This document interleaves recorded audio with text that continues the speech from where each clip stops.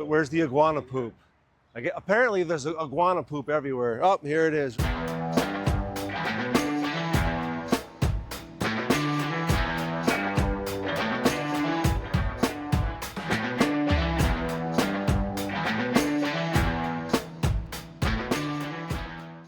What's up, guys? It's Andrew Lasky. We're going to be going to the Boca Lake Center today. It's a shopping center that we just invested in about 2.5 months ago. The project's going extremely well. I just want to go walk the property, make sure everything is happening the way that we intend it to. And I just want to make sure everything's looking good at the property. So you're going to come along for the ride, and I'm going to explain to you how we found the deal, how we closed on it, and just everything about it. So let's go for a ride. On the way back, I also want to go walk that shopping center, and then I also want to see that other place in Plantation as well.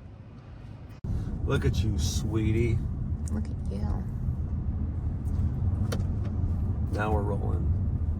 Oh, we're rolling. Oh, we're rolling. All right, guys, we're back here. We're in the car.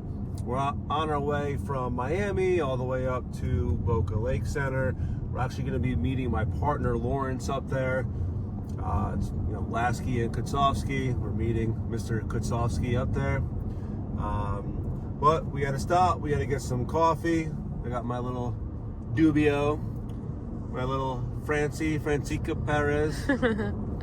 So in October of 2025, an operator from New York reached out to my business partner, and these guys already own like 8 shopping centers up in New York, New Jersey, I think also in Pennsylvania as well. And they reached out saying that they wanted to expand into South Florida. Obviously, lots of reasons why. It's a booming market. People are moving here, every single day. And even though the rush after COVID, people are still moving here, right? People with money are still moving here, so it's just an incredible market to be in. And so they called us and pretty much said, look, we have a 1031 opportunity. We have to place this money, and we got to do it somewhat relatively fast, and we need to find a good deal. And so Lawrence let me know about it and literally just started calling brokers like crazy. And it was a Saturday, and I was just like ripping through a list of brokers that I had one of my virtual assistants pull for me, and I just started calling, and I got a lot of calls back. Pretty much almost all of them went to voicemail. Brokers don't work on the weekends, the serious ones do. So I got a call back about an opportunity up in Boca, and I spoke to the broker. It looked like a very, good deal at first glance. And, it seemed like it was overpriced a little bit, but I mean, it's a listing, right? It was on market, and, there's what the sellers want for it, and then there's what actually makes sense as an investor. So, I sent the deal to Lawrence. Lawrence then sent it to the operators, and essentially, we started to underwrite the deal. And at this point, I think we were underwriting, I don't know, it kind of seemed like it was 3 or 4 deals a day that we were just sending to the analyst to underwrite. And then we set up tours, we started walking all these properties. And after a couple of months of negotiations, back and forth, we ended up settling on a price of $9.4 million. And, it was really a good, really good deal. I'm going to say it's not a grand slam deal. It's not a home run, but I would say it's between a double and a triple. And sometimes that's all you need, right? Because you can operate the property and you can turn it in to a home run or a grand slam by how you actually operate the property, reducing expenses and increasing the overall NOI. And obviously this is a retail property, so it's triple net. So yeah, it's passed through to the tenant, but it's all about how we, reduce the expenses. And so by switching these modified gross leases to triple net, which there were a couple on the property, so a modified gross lease, what happens is there's like the actual like base rent that the tenant pays, and then they just pay a little bit of the expenses, and the previous landlord, the seller who we just bought it from, they were paying a share of those expenses on the property that once you convert to triple net, now the tenant's paying all that. So that's what we're doing. We're coming in here, we're filling the vacancies with new tenants, higher quality tenants, longer leases, having escalation clauses, and converting everything to a triple net, so that if insurance goes up, or which actually is happening a lot right now in Florida, I don't know if it's due to the hurricanes or, just insurance affects, car insurance affects, building insurance.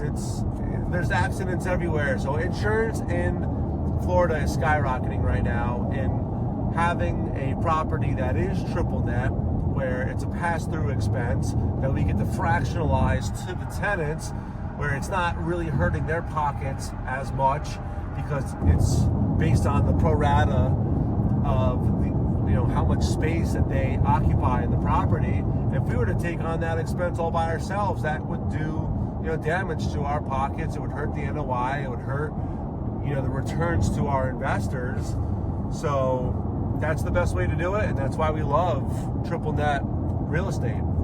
And so going back to this property, we got it under contract. We went through, we did the inspections. We did have to extend, I think it was 4 different times. The seller also had to extend one time as well. So we went under contract in December, and we closed, we're in July now, right? So we closed 2.5 months ago. It was about a 5-month process.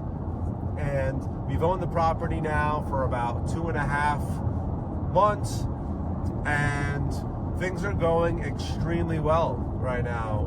We have LOIs on some of the vacant units right now. We're now working with our lawyers to draft up the leases and have them signed by the tenants. And you'll see when we get to the property, we did the trip hazards, we're fixing some landscaping, we are putting a mural up. There's a lot of small cosmetic things that we're doing to the property to give it that more like curb appeal, to make it nicer. And what's really cool from like an investor standpoint is the fact that whenever we're doing a syndication or you're raising money, you never want to promise cash flow to investors before 6 months, because 6 months is kind of like the industry standard, even if it's cash flowing from day one. You want to be able to get settled in with the acquisition, change over property management, make sure that all of the tenants are paying you now instead of the old owner. And you just want to have those reserves just like stacked up over the first couple of months.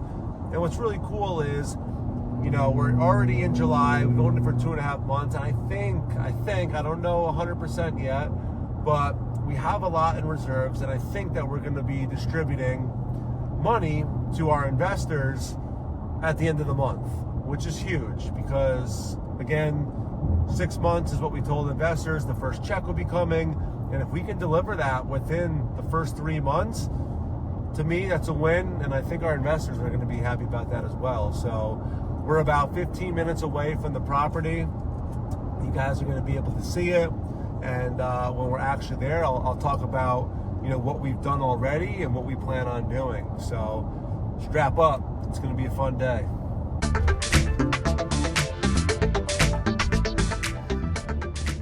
All right, Mr. Lasky, where are we?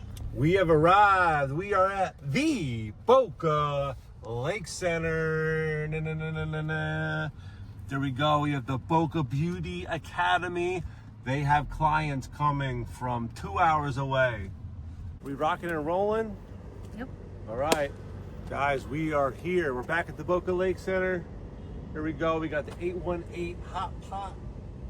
There got the rest of the places right here. Whenever you are investing in properties, one of the advantages of being local is that you get to go in person and check on your properties and make sure that it's nice and clean and that the property management is doing their job, and then also that the tenants are keeping up with their responsibility of maintaining their area and the shopping center so that it's very nice for everybody else that is in the center as well. So first things that you'll notice that we've already done to the property is, you see how this is all like two-toned right here? You're gonna see over here, over here.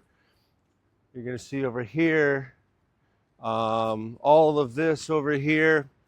So that is the trip and fall hazards. That's something that we had to take care of right away. One of the last things that you want to happen on your property is for somebody to get hurt and then sue you. So we fixed that. It doesn't look that great right now because it's two-toned, but as time goes by, that's actually all gonna smoothen out and kind of all look the same, and no one's gonna get hurt. That's what matters the most. Let's keep going. So we have gotten quotes to replace this entire thing. Some of these quotes have been absolutely insane. Definitely not going to be spending $100,000 on a directory, but we will be replacing this very, very soon. So there he is. Look at Larry.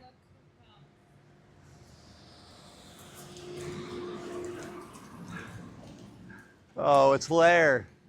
Iguana stuff. Is that for like the grass, or No. where's the iguana poop? Apparently there's iguana poop everywhere. Oh, here it is right here. Look at that. Over there. And right over here. I didn't know that iguanas take poops. I mean, we got to get little iguana traps out here to get the poop off of the floor. What am I thinking about, you ask? Major life decisions. Just kidding, let's keep going. Bro, we've literally told this guy to stop with the trash. Like, we call Christy, that's fucking ridiculous. It's like the 5th time in the last 2 months. Did you take a picture, Larry?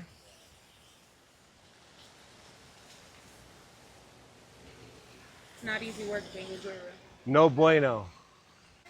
Yeah, so this is like our anchor right here. So this is the beautiful lakeside terrace, and what's cool about this property is, so it's all one, but we could section it off into 2, and if we wanted to, we could sell this separately. So if we get a really nice credit tenant in here, obviously it'll boost up the value of the entire portfolio, but we could also sell it on its own. So having multiple exit strategies is huge whenever you're investing in real estate and you're taking investors' money. This property is on, it's part of the HOA, right? So we have this property here, we have the City Fish Market, we have the Hilton, and actually the Hilton is renting the Lakeside Terrace out, I think until September, I forget, but a couple more months. We're already actively marketing it to other hospitality groups, and I think, I'm not positive, but I think we're about to get an LOI on it, which is awesome. So let's keep going. Oh, the lights are on in there. Is somebody in there? They're having a party. Yeah, somebody must be in there. And this is open. That's not.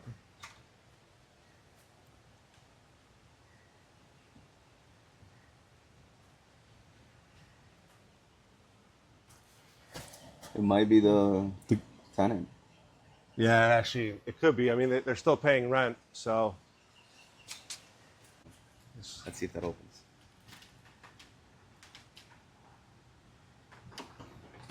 Yeah. Hello?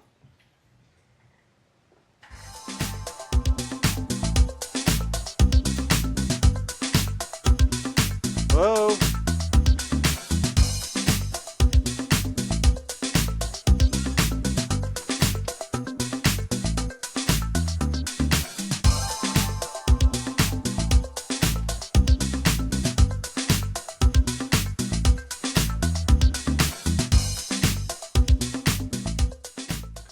So this is a catering hall.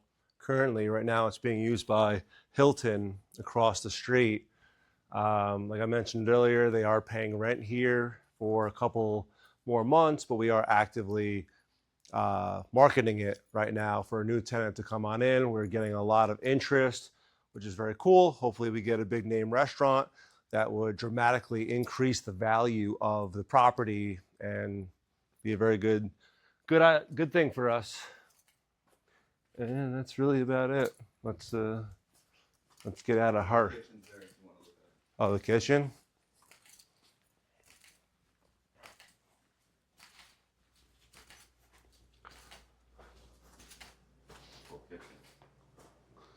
Are there lights or? I don't know how to turn the lights. Full kitchen in the back. Can't see it, but maybe you can. Oh yeah, you can. Neither do I. We don't work with our hands. Oh, sweetie. Take me to the hot tub, please. We're gurus. We don't do manual labor.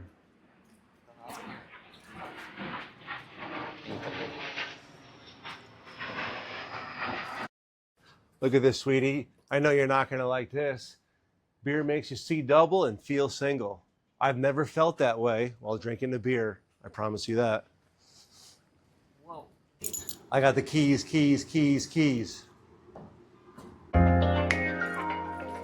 Is the key in here, actually? It feels... Welcome to MTV Cribs. AC's working. Yeah, the AC's on. All right. So this is a second generation dental unit. It is vacant right now.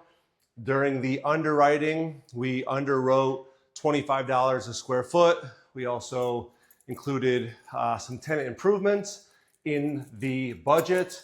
We just received an LOI for $26 a foot with 0 tenant improvements. So the other cool part about this opportunity with this unit is we underwrote a vacancy of 7 months. We've only owned the property for 2.5 months. That would dramatically reduce the vacancy, and that's why we're hoping to distribute cash flow to our investors 3 months early. So let's take a little walk around this place. So there was a very, very well-known group of dentists that were occupying this space before. They just moved, and this space is what, 3,300 square feet, yeah. Lawrence? 3,300 square feet. You have like 7 operating, or not operating, but dental chairs that you could put in here. You could put a little lab right over there. And then, is this it? No, that's not it, but you have your own little private balcony right over here.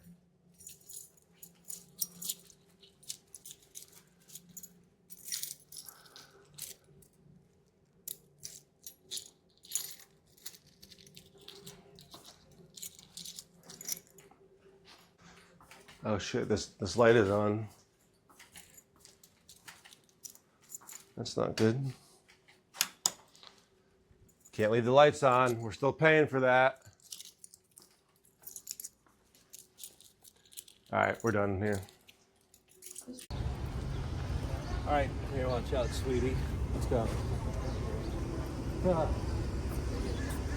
For doing such a great job. This is your reward.